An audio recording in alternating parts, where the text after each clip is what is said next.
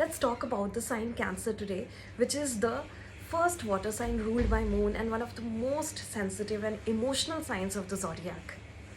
So in the natural zodiac wheel, it is the original fourth house sign that is connected with home, mother, ancestry, security, luxury, comfort, and most importantly, the inner foundation that we carry, which in turn keeps us as peace, at bliss or not.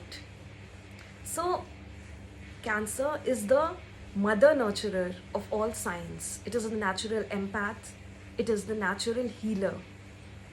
So it always had that intrinsic quality in it, whether they pursue it professionally or not.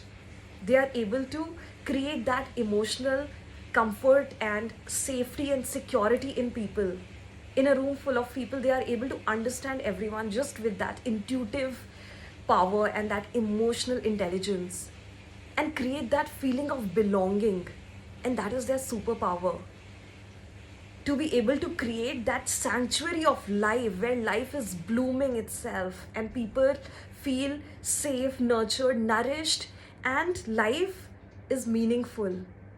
So, Cancer teaches us that true strength lies in loving and protecting what truly matters for us beyond material comforts and security. It teaches us to feel secure from inside because true security is always from inside. So that is the power of Cancer. And it is connected with the heart chakra, which is connected with love, compassion, and that nurturing aspect. But the challenge that they often face is that their heart chakra gets blocked when their love is not received in the way they have given it to people, because they are able to freely give their love and compassion, and they are supposed to do it to show love, the power, to show people the power of love and compassion. But their heart chakra gets blocked, so they must keep doing cleansing meditations and grounding exercises and activities. That's very important for them, so that don't feel suffocated in their own being, because that is what happens when the heart chakra is blocked.